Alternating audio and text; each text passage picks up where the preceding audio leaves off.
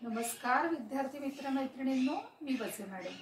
आपण काय घेतोय PYQ प्रीवियस इयरचे क्वेश्चन्स सर्कल लेसन मधले. आता इथे मी बोर्डवरती क्वेश्चन लिहिलेला आहे. एक सर्कल आहे, त्याचं सेंटर आहे P, AB हा त्याचा डायमीटर आहे, C हा कोणताही पॉइंट आहे सर्कलवरचा, हा CE हा AB ला परपेंडिक्युलर आहे. आपल्याला प्रूव्ह करायचंय की CE is the geometric mean of AE into EB.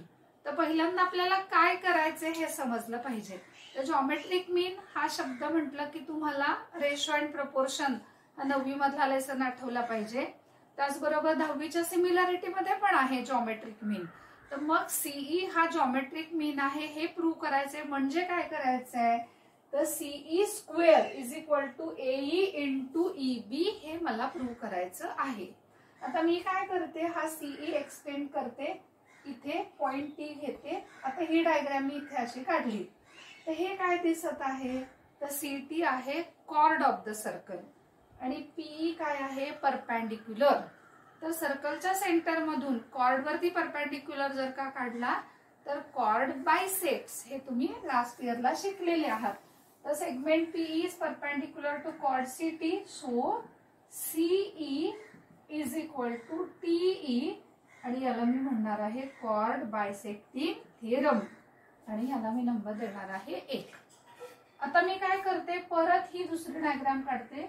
याच्यामध्ये हा AB आहे, इकडे AB डायमीटर आहे, इथे CT मला दिसत आहे. हे दोघे एकमेकांना E पॉइंट मध्ये इंटरसेक्ट होत आहेत. आता मी काय करणार आहे, हे दोन ट्रायंगल्स जे आहेत हे दोन ट्रायंगल्स मी सिमिलर दाखवणार आहे. तर AET angle AET is congruent to angle BEC opposite angle.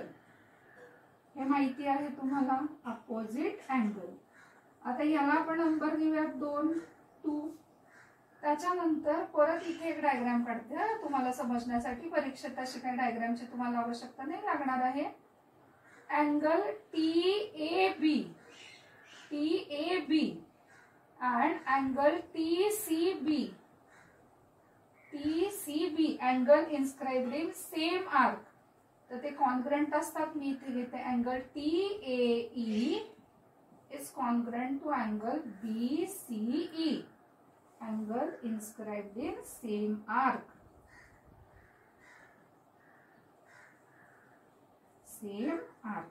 आता हा झाला माझा नंबर 3. मग मी काय करणार आहे, इथे एक छोटी डायग्राम काढून बघते आणि जी कॉन्ग्रुएन्सी सिमिलॅरिटी आहे ती दाखवते. इथे अँगल E हा अँगल E ला आहे कॉन्ग्रुएंट, हे मी प्रूव्ह केलेलं आहे. त्यानंतर अँगल A हा अँगल C ला कॉन्ग्रुएंट आहे, हे देखील मी प्रूव्ह केलेलं आहे. ट्रायंगलचं नाव आहे माझ्या AET, दुसऱ्या ट्रायंगलचं नाव आहे CEB from second and third equation. आता माझं म्हणणं असं आहे की हे दोन्ही ट्रायंगल्स जे आहेत ते दोन्ही ट्रायंगल्स सिमिलर आहेत. AET is similar to CEB. कसे बरं, तर AA टेस्टने झाले सिमिलर. आता ट्रायंगल सिमिलर झाले की काय असतं, त्याच्या करस्पॉन्डिंग साइड्स असतात, त्याचा रेशो इक्वल आहे.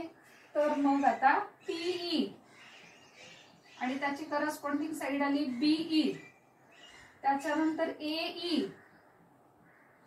त्याची करस्पॉन्डिंग साइड आलेली आहे CE, बरोबर. आता मी काय करते, त्याला म्हणते corresponding sides of similar triangles. आता एक क्रॉस मल्टिप्लाय करते, AE into BE is equal to TE into CE. तर AE into BE is equal to TE into CE. पण एक मध्ये मी प्रूव्ह केलंय की TE आणि CE हे दोघं काय आहेत, इक्वल आहेत. तर मग TE च्या जागी मी परत काय लिहिणार आहे, CE. तर मग माझं काय प्रूव्ह झालेलं आहे, AE into BE is equal to CE square. आता मी हा CE स्क्वेअर प्रूव्ह केला. याचाच अर्थ काय झाला की हा जॉमेट्रिक मीन आहे. आता हा क्वेश्चन तुम्ही असा सर्कलच्या कॅरेक्टरिस्टिक वापरून यूज करून सोडवू शकता. त्याचबरोबर आणखी एका पद्धतीने सुद्धा आपल्याला क्वेश्चन सोडवता येतो. बघा कसा, मी हे सर्कल काढते परत आता ए बी हा डायमीटर आहे सर्कलचा, पी हे सर्कलचं सेंटर आहे, सी हा any point on the circle. तर मग मी काय करेन, हा एसीबी मी जॉईन करेन. तर A B is a diameter, C is any point, त्यामुळे अँगल एसीबी हा होणार आहे 90 degree. Angle ACB 90 degree. Reason काय, angle inscribed in semi circle.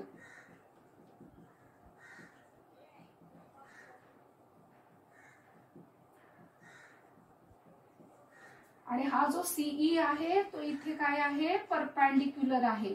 आता ही डायग्राम माझी अशी होणार आहे, अँगल सी 90 डिग्रीचा, हा ए बी हा डायमीटर आणि सीई हा काय झाला, परपेंडिक्युलर. आता या केस मध्ये काय होईल, हा जो ट्रायंगल एसीबी आहे हा या ट्रायंगल एसीई बरोबर सिमिलर आहे.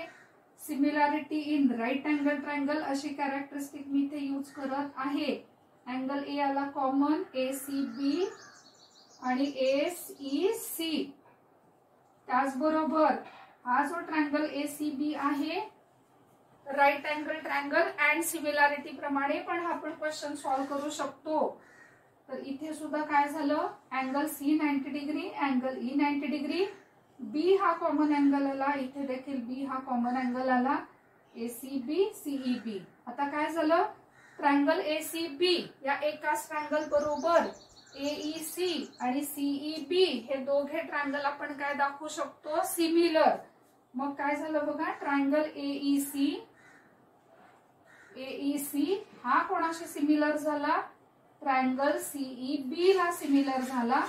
तर AE upon CE, AE upon CE is equal to CE upon be.